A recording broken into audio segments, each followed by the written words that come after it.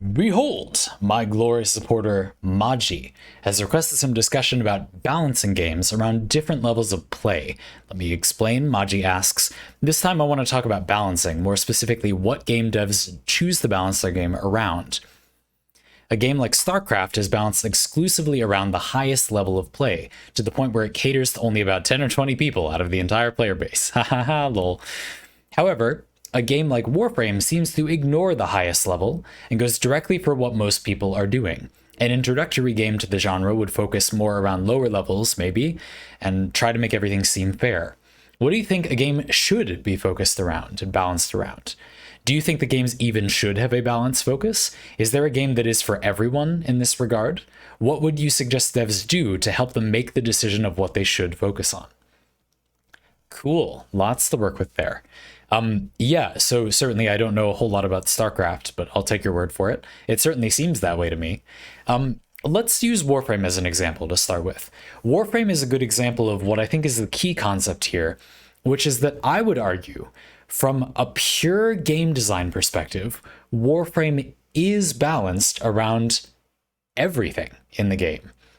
And the reason that it seems like it isn't to people who've played a lot of Warframe is because there are a lot of loose ends in Warframe's design where you can play it quite a bit in a way that the game developers have no intention of making any content around. What I'm talking about is like endless missions, right? You can play in a survival for hours, and the game developers have absolutely no interest in you doing that. But it is in the game. You can do it, you know?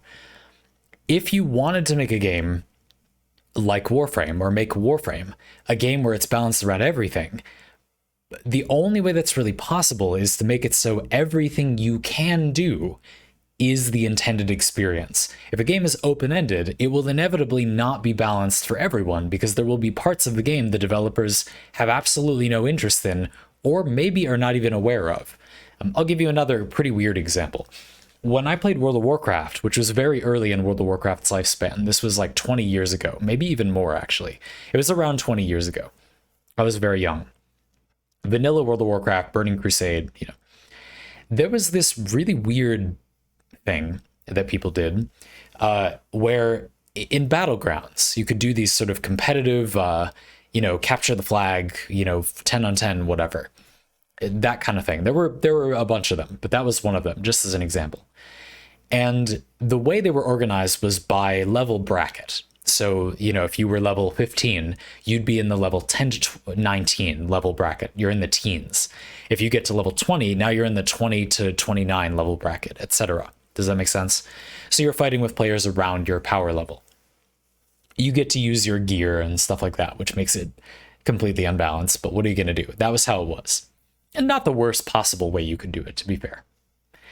Something people did, and this is very weird, was, you notice, well, if the first bracket is 10 to 19, and you get better gear and more gear options in general as you level up, if you put effort into making your character powerful, you just out-level that most of the time.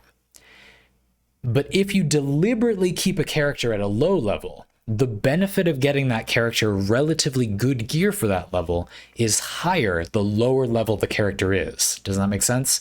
The reason is that as you get higher level, your gear gets closer to being really good gear at the highest level. So when there are less gear options earlier on in the game, some people don't even have an item in every gear slot yet. The benefit of actually getting good gear for that level is relatively higher than it would be. And a deliberately built character made to do well in these battlegrounds is there's more of a dramatic difference between that character and a character that's just playing the battleground at that level, whatever. People put a lot of effort into this. People would do, you would do this arena. It was like you jumped into the ring and it turned on universal friendly fire and you could kill anyone. And at a certain time every day, you could open this chest and get really good rewards from it. People would bring their friends, their teammates, their guild members, and defend a really low-level character and get them that chest to get a really good item that you could use at a low level, and then you'd bring that into the battlegrounds and wreck shop. If this sounds like it wasn't fun, the reason it was is because kind of enough people did this that you'd run into like, ooh, like another guy doing the thing. Like you'd wipe out like 5 players by yourself, and it wasn't so powerful that you could just wipe other people out of existence, but it was a meaningful difference in power. And then you'd hit someone and they wouldn't just die, and you'd be like, it must be due to an enemy stand, and then you'd have like an actual fight, you know? This was super weird, but I totally did it, as you can tell. My friends did it. We had a whole thing. It was weird, but it was cool. It was an experience I'll never forget. What I'm getting at is that that was a very emergent playstyle. The developers absolutely did not intend or even know that people were doing this, at least for a little while. And even then, they definitely didn't intend it. But there wasn't much they did to stop it until I think eventually there was something you couldn't do. You eventually gained experience from Battlegrounds, and then that was a problem. Maybe you can turn that off. Anyway, I don't know. I haven't played World of Warcraft in years, but you get the point. But it highlights this idea. Like, you might not view that as bad necessarily, but it's a good example of how if the game isn't relatively closed-ended, like if the game is pretty open-ended, it's not possible to balance around like every level of play, because players will simply make a level of play that you have no desire to balance around. I would even go so far as to give the example that in that World of Warcraft thing I talked about, you can't balance around that. To balance around it would be to effectively remove it in context from existence. The whole point of that thing that we were doing was that most people did not do it. The only reason it was worth doing is because it wasn't balanced around. And if it was balanced around, that would be tantamount to removing it from existence, because that was the only thing that made it, the only thing it was not balanced. You know what I mean? So it isn't really possible to make a relatively open-ended game balanced around everything. That's just not possible, categorically. Warframe is a good example. Again, Warframe isn't not balanced around the highest levels of play, per se. It's just that there is a possible way to play the game that is technically harder, not really rewardinger, but harder than the way the developers intend you to play the game and will reward you for playing the game, which forces the game to technically not be balanced around the highest levels in a way that, again, it's fine if you enjoy that, but is irrelevant to the actual game. It doesn't really matter. If you only do things for the reasons that are coded into the game, rather than that you simply choose to do it a different way, then there really isn't that part of the game, you know? For me, those higher level hours long runs are not a part of Warframe, so the game is balanced around the highest level of play, because those parts of the game are irrelevant. But if you simply find them fun, it does cause you notice, this is in the game, you know, maybe not intended, but in the game. And I would hope most people that play missions for hours on end in Warframe and get the enemies to like level 300 are well aware that they are doing something that the developers do not intend you to do, and which you are not rewarded for doing. And they're aware, I hope, that the only reason they're doing it is because they just like it, which again, is fine, but it would make no sense for it to be balanced at all, or to be a good quality experience. Why would it be?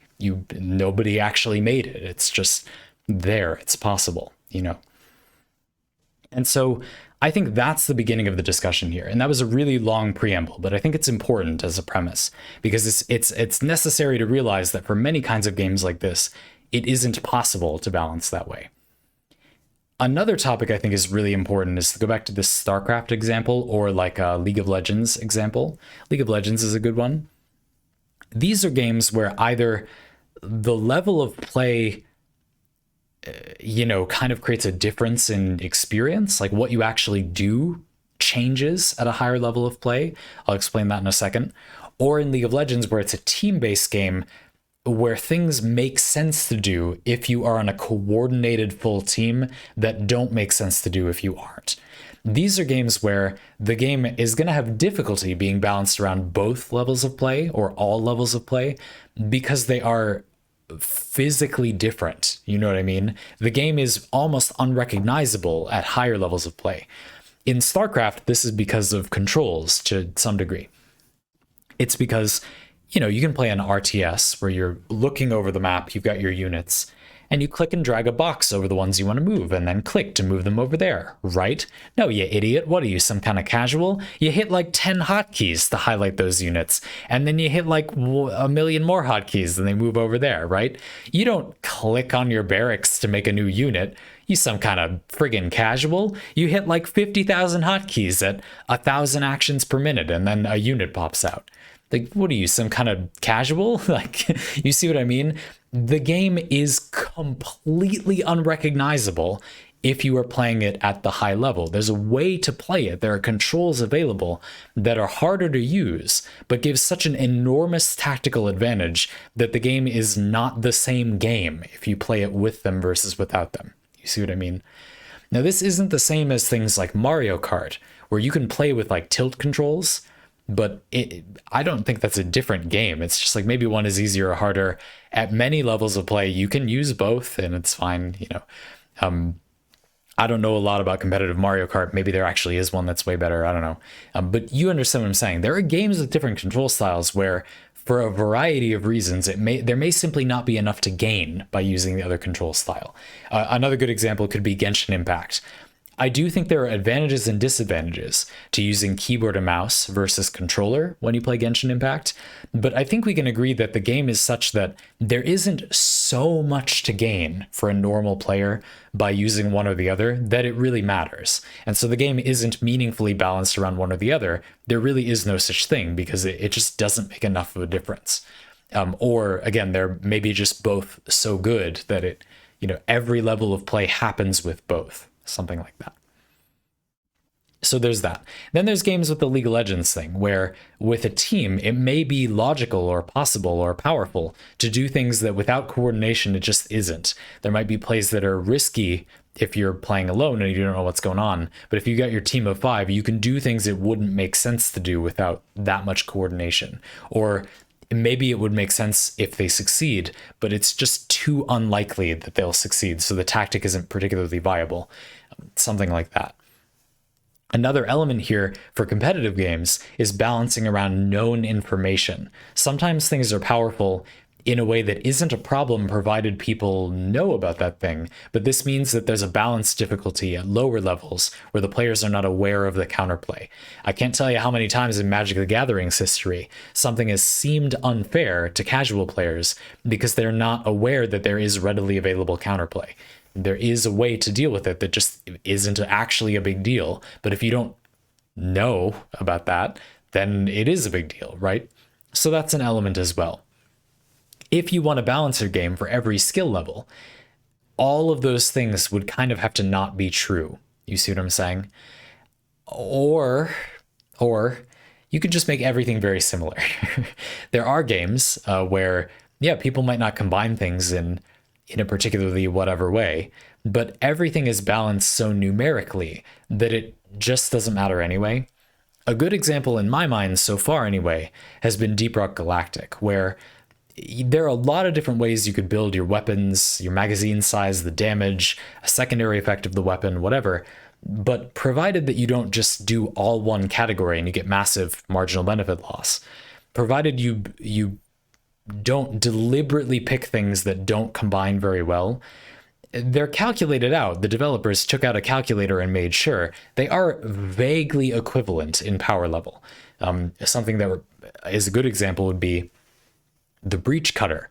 The Breach Cutter is an engineer weapon in Deep Rock Galactic that fires like a piercing wave. It kind of goes out and then ends.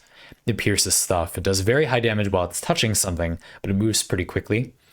There's an upgrade for it that makes it not move very much and spin instead. This could mean that it's in contact with an enemy for much longer, but it doesn't move as quickly, so it would do way more damage if they didn't make the damage lower, which they did. And they made it lower in such a way that the average contact time yields about the same amount of damage as if you shoot it through an enemy, unless you do something special to keep it on the enemy, you know? Which means if you don't particularly synergize with it, it is just the preference. It works differently now. It's not really better or worse because they took out a calculator to make sure it wasn't really better or worse. And now that's not true of everything in Deep Rock Galactic, but it's a good example of what I mean. There are games where things are just calculated to be like pretty much equivalent, provided you don't pursue anti-synergy. Like, you don't have to synergize with them. Sometimes then there's a lot to be gained, but provided that you don't fly in the face of logic or you do nothing special, they will be generally equivalent to other things because the developers did math to make them generally equivalent. So that's something to consider as well. The number of games that have really different options, really truly meaningfully different options, and have a very open-ended environment or a number of options to play that are balanced for all levels is 0, because it's impossible. But I do think that's kind of the beginning of the discussion about this. When you say, what do you think a game should be focused around? For many games, there is no choice. You can try to make it balanced around everything, but you basically have to pick a focus because you can't balance it around everything. For things like MMORPGs, there's basically a default winner. You should balance it around the endgame content because people don't ever stay very long at any other level of content. So of course it's going to be balanced around that. It can't be balanced around everything because that's impossible. And it can't be balanced around the early game stuff because then players will be working to get to the less balanced part. So it should be balanced around the part they're going to stay at. Done. Easy decision. And I think for many genres of game, that is also how it works.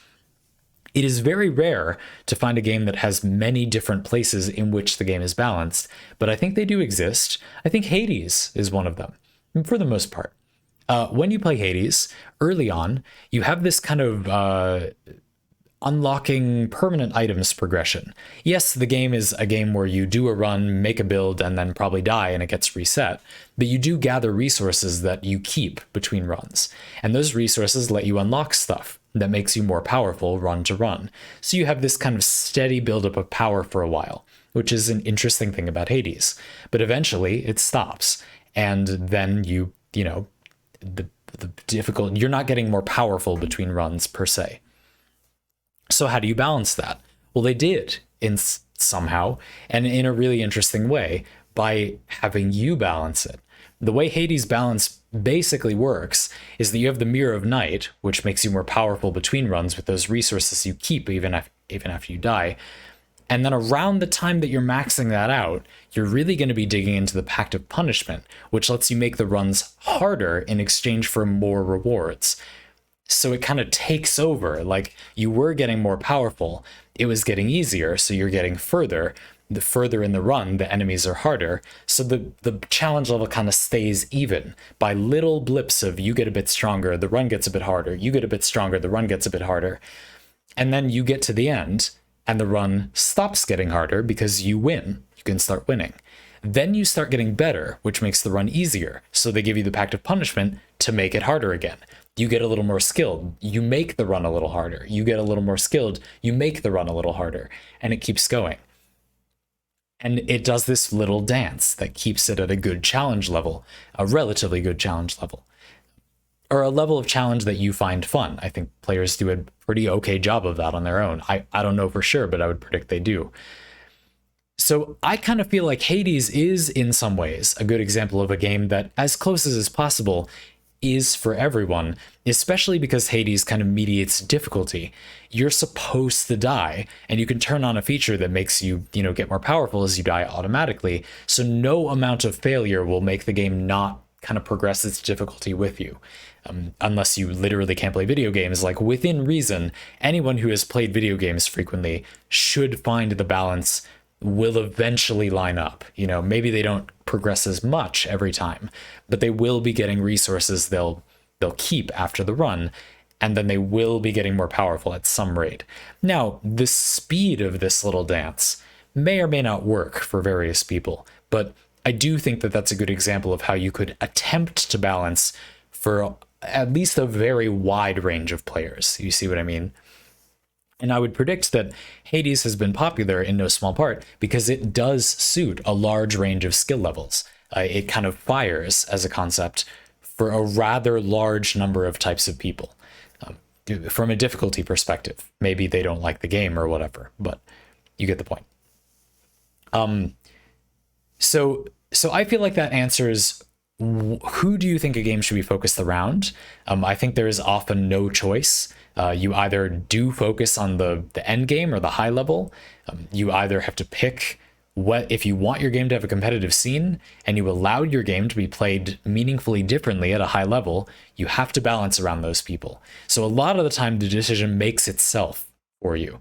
There's no other logical choice but the highest level of play, or you want the game to have a competitive scene or not, and you made multiple different ways to play, so you have to do the high level one or not, maybe you have a game that is mostly progressing through it and then you kind of stop once you win, in which case you should obviously balance it for the early game, because there is basically no late game. And I do think there are examples of games that they kind of have an early game and a late game, but they are balanced around the early game, and it's usually because the late game is kind of extra. A good example of this would be Hollow Knight. I think a lot of Hollow Knight's charms stop making sense once you beat the game. There is stuff to do after you beat the game that is hard and meaningful, and the developers put a lot of work into, but a lot of charms don't really make any sense in that context, because it is ultimately an extra part of the experience. It was rather wise of them to balance the charms around when everyone experiences them, rather than around when only a few people experience them. And indeed, I think the metagame for charms, the sort of different opportunity costs acting upon you, and what the player base thinks is good once you're at the end of Hollow Knight, is not particularly interesting compared to how good they might be on your way up. That's my opinion, but that's what I mean. So who should a game be focused around usually isn't even a choice. Do you think that games even should have a balanced focus? They're usually forced to by some factor. Is there a game that is for everyone? Maybe a game like Hades that makes an effort to many times rescale its difficulty, so to speak. What would you suggest devs do to help them make the decision of what they should focus on? Now this is a very different question that I was saving for the end. So basically, given all this information, what is my advice? Yeah, so I think there are kind of two interesting, deliberate approaches. Before we get into them, a quick note. I'm not sure it's so bad for games to not have their balance, like make that much sense on the way. A lot of the time, games don't have meaningful balance and build diversity on the way up, but it's okay because you either don't have those choices yet, and the game hopefully makes that interesting, or you don't really care about making a choice yet. A good example of that would be a game where there's enough different options to try that you're still experimenting with what everything does, and by the time you get to the end game, you're done experimenting, so now it matters that there be build diversity and good balance. You see what I mean? There are a lot of games. Deep Rock Galactic, I mentioned before, is a good example of what I just described. You're probably still unlocking the basic features of your character and getting the alternate weapons and trying them. And then you get to the point where you do want build options, and that's where the game is balanced, which makes sense because that's the only place you care about it being balanced, right? So for what it's worth, I don't think it's often necessary to do what I'm about to suggest doing. But if you want to, and you're not making a game like that, and you're not making a game with one of the motivations I mentioned earlier, here are two things I would recommend. The first one is, if you care about balancing a game, you probably shouldn't make it so that you can play it in a very different way. Don't make your game multiplayer, and don't make there be a way to control your game that is much harder, but largely more effective. In other words, don't make StarCraft 2 or League of Legends. Just don't make the game. Have the idea for the game, and then think, oh, but that'll be a massive disaster with balance, and then just forget about that idea because it's a bad idea. It's my opinion that those games have maybe made a fatal error there, that you just have to pay the cost. If you want to make a game like that, you have to give up the game being balanced. You just can't do it. So go figure. For what it's worth, I think League of Legends is badly balanced, but given the fact that it's impossible to balance, maybe it's not so bad. Yeah, or at least when I was playing it, it's not good, but given the fact that it's literally impossible for it to be any good, maybe it's okay in that context, For what it's worth, I don't think they did maybe the most horrible job in the universe in the context of making a game that is going to have bad balance. That's what I mean. It's not good, but maybe they didn't do such a bad job as much as it's just not really possible. It's often easy from the perspective of the player to make it better, whatever. You get the point. So one piece of advice would be to think about whether you are opening the player to tactics that will make the game impossible to balance. If you don't want to have that problem, make sure you don't give the player the freedom to make it a problem. Let me say it this way. What if in StarCraft you just couldn't use macros like that?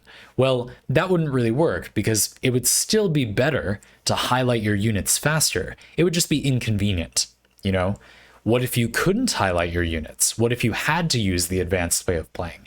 Well, then the game wouldn't work from a balancing perspective because most human beings are simply not willing to learn that. They're not willing to learn that many macros, And players that are faster would still do much better. So it wouldn't completely remove the problem, and it would also be the death of that game as a thing that any meaningful number of people played. League of Legends, likewise. If it's got a team, you can't stop people from being in an organized queue, or rather, if you did make it so you couldn't queue together, that would be unfun and people would never shut up about it. So there's nothing you can do. It's an inherently unbalanceable idea for a game, I would argue. You could imagine, and we will at the end of this parlay, ways that you might somehow try to balance it anyway. And I do have an idea for that, but without doing anything kind of crazy, and I will be suggesting something a little out there, it's impossible to balance those kinds of games. So if you care about this, you shouldn't make those games. You should just not make a game like that. A game with a team or a game where you can use meaningfully different controls is going to be impossible to balance for a large number of players at different skill levels. So you just can't. You either have to give up the balance or you can't make that game. Which again hasn't stopped a lot of people. Like there are many games like this. So clearly wasn't a problem for most people, but it is objectively an issue. The second thing I might recommend is that you provide many different options for the player to get kind of an equivalent level of power, basically, and provide different outcomes and different successes, different success states, I should say. Make a game where the balance needn't be perfect because success is subjective. A game where you just win can often just be uninteresting, and making games where you can do better or worse rather than losing or winning can often solve this problem pretty nicely. A couple good examples are Hades with that scaling difficulty thing and getting more rewards when you win a run or doing a run faster, and Genshin Impact, where in Spiral Abyss you get rewards based on how quickly you win, not whether or not you win. And in general, Genshin Impact actually does a pretty good job of this, I'd reckon, by being a game where what you care about is doing something quickly and efficiently. It's not very difficult to merely win at a fight. What's difficult is to win quickly, effectively, elegantly, cleanly, consistently, which is where the interest of the game comes in. And there are so many ways to do that based on your individual preferences and what characters you have and stuff, that a lot of the balance is kind of done for you because the game actually just doesn't have to be that balanced, Make a game where many different things can be good. This means that things don't need to be precisely competitive with a bunch of other things because there are a lot of different ways to get the job done. And the player will largely do the one they have access to, or the one that they like, or the one that, makes sense at the time, or the one that occurs to them, or something like that. And that can make the game feel nuanced, and it becomes less important for things to compete. When things do compete, you should make sure that they're competing against things that you want them to be competing against. A good example is in Warframe. The mod slots need to have mods available in them that are a good choice against each other. Don't allow mods that are more damaged than other mods, clearly better than other mods in that slot, to be available in a mod slot that is supposed to be for lower power mods. This is why in Warframe, making an augment slot is not a good idea, because the mod would then be competing with other augments that are not on an equal footing with it in all likelihood. You could rebalance augments, I suppose, but making a player definitely use an augment is also kind of a balancing problem that really changes the nature of augments. You're going to have to make sure that the mod is competing on an even footing for its slot, or you're going to get problems. And giving the player the ability to just put things in a slot makes balancing not exist. It doesn't make it easier. It's not a shortcut. It just breaks balancing. It means that whenever a Warframe has a good augment, that's just an inherent buff that they get, which makes it even harder to balance them because there's no way to know, it's Schrodinger's buff, whether the player is actually using the initial power or not, you know? So that's a whole thing. Give things proper competition. This is not usually that hard. It just requires understanding that it is an issue. When you don't know if a player has something, it's often wise to assume they do have it and just make sure they can become powerful on that level in a more accessible way. For example, a really good design precept, in my opinion, is to allow players to get some power some way, but maybe in a way that they don't want, and make other options to gain power largely quality of life or like how you do that damage rather than you doing like more or different damage. Having things progress linearly is never going to feel that balanced. There's always going to be like a new best thing that is like boring but just the biggest number, and it's much better to try to create competitive options that can simply be different and then tone down the effectiveness of that option accordingly. For example, if you make 2 attacks and all they do is deal damage, obviously they're either identical or one of them is strictly better. So it's not possible to balance them, or the game is just boring, right?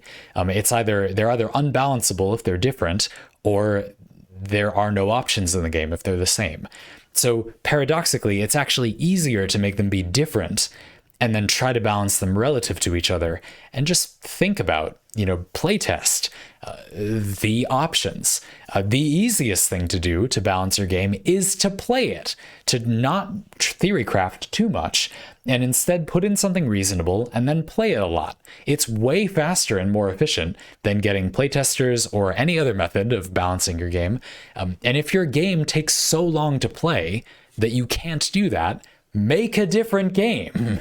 There's this whole thing about like, I know I'm waffling here about like, just give up on making that game, but there are some ways of making games that are just objectively inefficient ways to make like a good experience in a video game. Maybe don't make those. Consider not making those. I'm not trying to be dismissive, but I do think that's worthy of note. Okay. All right. But what if your life goal is to make League of Legends? And I just explained how that you're basically making sure it won't be balanced, but you want it to be balanced, but you just need to make League of Legends. First of all, what the hell is wrong with you? But second of all, fine, okay, let's talk about if you need to move mountains to make it somehow balanced for more people, what could you do? Here's what I think you can do. Make a very, very complicated banning system. Make it like real quick. Something like this. The player can set on their profile items and characters that they think are like stronger than others or something, or that they want banned.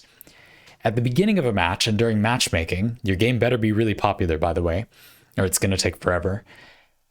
Take all those and kind of average them and provide a selection of things that are available in that game. Maybe players can even vote on something that will be unbanned. But overall, it should work out that if you think a character is broken and then you tag them to be banned, you might not be able to play them. So you're going to have to allow other people to play the thing or not allow yourself to play the thing, which seems relatively fair. In a game like League of Legends, I'm imagining you can pick like a list of 5 items or characters, both items and characters that you think are really strong and want banned, or you think the game is better without or something. And you're going to experience through some method of checks and balances based on what items you use and based on what items you want to ban, you're going to experience a different mix of things that are available. And this should vaguely balance certain skill levels. There will be the following effect, for example. Let's imagine that at this low bronze rank in League of Legends, people think that Zed is overpowered. Maybe he is, maybe he isn't. That doesn't matter yet. We'll worry about that later. We will get to that later. Most people at that level will probably put Zed on their little ban list, and they won't fight Zeds. They just won't be around Zeds. maybe you are a more powerful player and you know that Zed actually isn't that overpowered, provided you take the proper counterplay. This is pretty much always the case in games like this. If they're even remotely well balanced, there is usually some counterplay, and people who think it's OP just don't know what it is, or they're not willing to do it, or they're bad at it, for example. They are a worse player, so they're vulnerable to it. But you, being invulnerable to it, may be able to demonstrate that somehow and defeat this other thing. Maybe this is recorded as a sort of index of how powerful the character objectively actually is, and that influences how often they're actually banned, regardless of whether players actually ban them. And then somehow you can weight that. This basically automatically balances the game in some way by allowing a subset of the things people think are a problem to be a good amount of the time disallowed, and then when players do allow them, those are the players you want to see if they can deal with the character in some way. And then you can check, okay, 80% of the community banned Zed, but the 20% that didn't, he doesn't seem to be winning much more than other players. That basically confirms that he isn't overpowered. The players that banned him just don't know that he isn't overpowered. So the algorithm can react to that. And I'm sure that you could come up with a system. I'm not explaining it that clearly because I don't know. I'm doing this off the top of my head. But I'm quite convinced that you could use a system like that to largely automatically balance certain levels of play against players of that level of play. And this wouldn't work in a lot of kinds of games, I'll note. But most of the kinds of games it wouldn't work in are kinds of games where it should not be necessary. I'll give you a couple examples. In, League of Legends, this kind of thing is pretty well suited. In a game like Magic the Gathering, where you need to build a deck and then bring it, you couldn't really do this because the player doesn't know what cards are banned until they queue up, right? That's a mess. I mean, you could maybe do it, but it's a mess. And it's also really money grubbing because you're asking players to build a bunch of different decks. But it's also unnecessary. It should not be in any way necessary to ban specific things unless they're just broken for everyone, because how broken something is just a lot less subjective. You see what other people are using in Magic, and then you can react to it in some way. You get to sideboard. You get to change what you're using on the spot. You're not subject to your other teammates who don't know that the thing isn't overpowered. You know how to counter Zed, but the rest of your team doesn't, so you lose anyway. That does not happen in Magic. You get the idea. So there are a lot, Magic is just one example, but there are a lot of examples of games where you couldn't do what I just described for League of Legends, but you don't need to. It should not be necessary. There are also games like the StarCraft thing where, I don't think this would work really, but I do also think it's worthy of note that those kinds of games often have like a meta of their own at a lower level. There is some question, in Maji's original statement, as we're getting to a really long parlay here, about a game like StarCraft being balanced exclusively around the highest level of play. But something I glossed over this whole time for the sake of discussion is that many of those games actually have a meaningful meta at a lower level of play as well. It's just the tactics that are useful to the high level players differ. A lot of the time in a game like that, you can do something kind of awkwardly simple to fix the problem.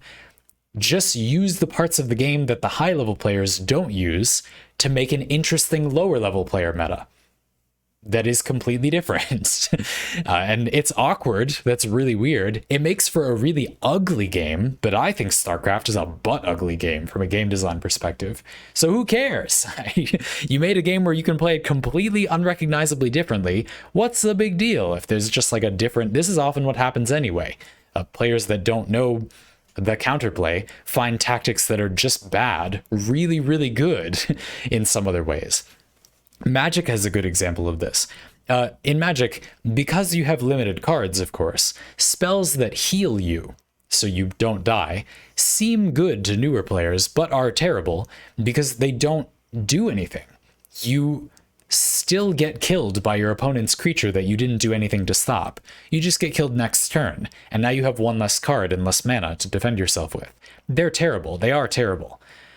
But interestingly, if your opponent is also really bad, they get better because your opponent will waste cards doing damage to you, not understanding that winning on the board is more important than your opponent having a low number for their life total.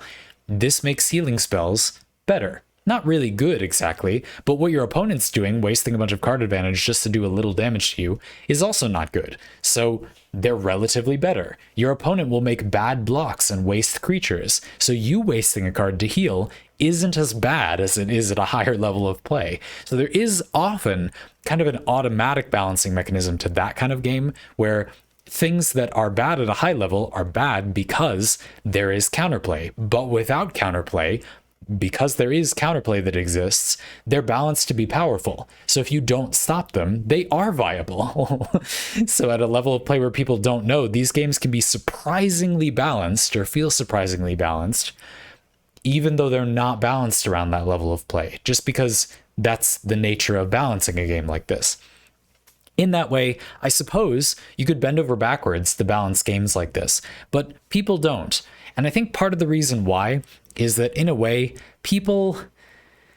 Yeah, like if people were engaging in a battle of wits every time they play League of Legends or whatever, they'd probably want it to be relatively more balanced to their skill level and have it be more of a learning experience. But a lot of these games just aren't like that. They're really more about just putting in the time to progress, and secretly, quietly, in many games with a ranked mode, you're favored to rank up a little bit. You actually get to a pretty high rank if you just pour in time and you are not literally terrible at the game, which makes it meaningless to rank up. This is why I do not enjoy these games. It doesn't mean anything to be at a high rank. A very high rank, that's a different story. The system often changes. Think of Hearthstone at the, I forget what it's called, but like legendary ranks or something. The system works completely differently, right? Same thing with like Magic and games like that.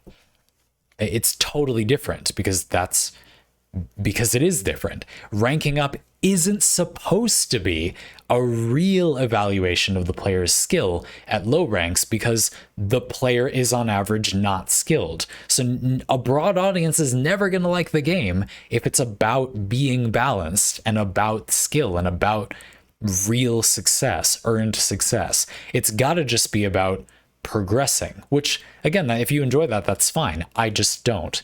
I find it frustrating how to earn the ability to truly test my skill against an opponent over the long term, I have to grind through this to me meaningless challenge that I don't value. I don't care about getting better over time, in the system. I care about me now against, a pro player that will not agree to play me. I want to know how well that would go. And since I can't know that, I don't bother with these games. But that makes me lazy. It doesn't make you shallow. But I don't like it, and that's why. I do think it's noteworthy that probably is why not as much attention is given to making games be relatively balanced. Although I also want to note that the opposite is a little true. Games do put a little effort into making this less frustrating, like ranked League of Legends does have bans, like just not as extensive as the ones I suggested, which would probably make games feel more fair to the players, but that is not per se desirable, per se the goal, which might seem weird. Maybe that's wrong, but that's what I think. That's my suggestion. I hope that is an overly complete answer to what I think game balance ought to be about.